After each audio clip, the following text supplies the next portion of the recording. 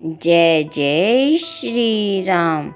प्रिय भक्तों, आज हम रामचरितमानस पाठ के अयोध्या कांड में दोहा संख्या नंबर 265 266 सुनेंगे। इन दोहों और चौपाइयों में जब भरत जी श्री राम जी से मिलने के लिए वन में जाते हैं तो उनके बीच में क्या वार्तालाप होता है, इन सब का वर्णन किया गया है।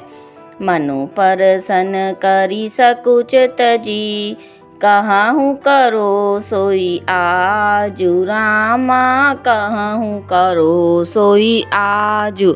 सत्य संद रघुबर बचन, सुनी भा सुखी समाज। सियावर राम जय जय राम, मेरे प्रभु राम जय जय राम।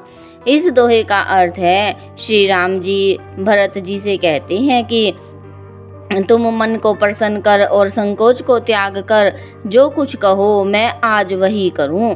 सत्य प्रतिज्ञ रघुकुल श्रेष्ठ श्री राम जी का यह वचन सुनकर सारा समाज सुखी हो गया।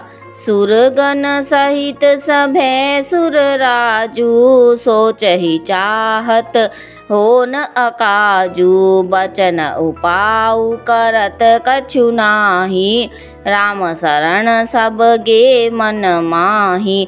इन चौपाइयों का अर्थ है, देवगणों सहित देवराज इंद्र भयभीत होकर सोचने लगे कि अब बना बनाया काम बिगड़ना ही चाहता है, कुछ उपाय करते नहीं बनता। तब वे मन ही मन श्री राम जी की शरण में गए। बहुरी बिचारी परस पर कहीं, रघुपति भगत भगति बस अहि।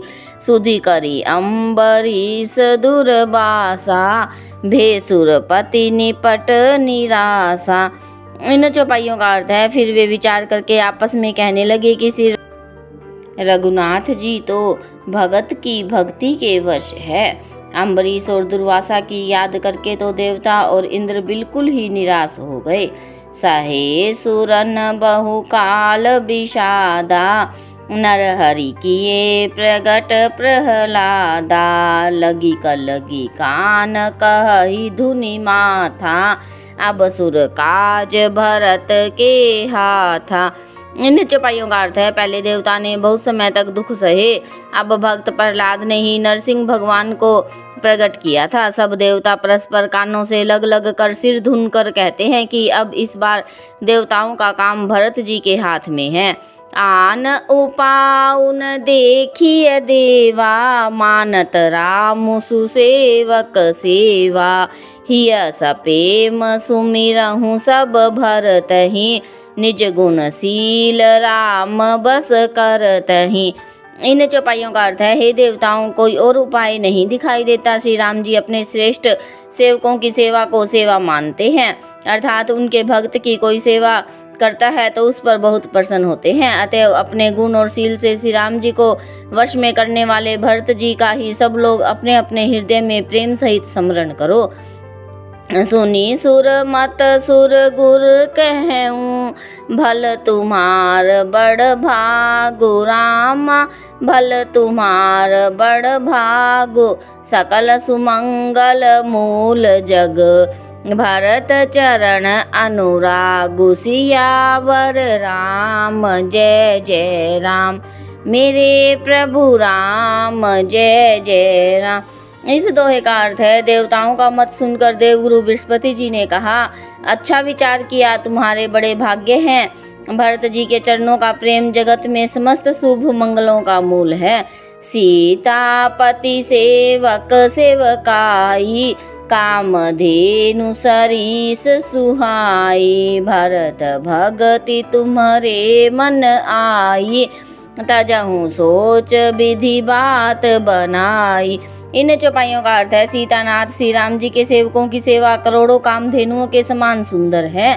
तुम्हारे मन में भरत जी की भक्ति आई है तो अब सब सोच छोड़ दो, विधाता ने बात बना दी। देखूं देवपति भरत प्रभाऊ, सहज सुभाय बिबस रघुराऊ। मन थिर करहूँ देव डरु नाही, भरत ही जानी राम परिछाहि।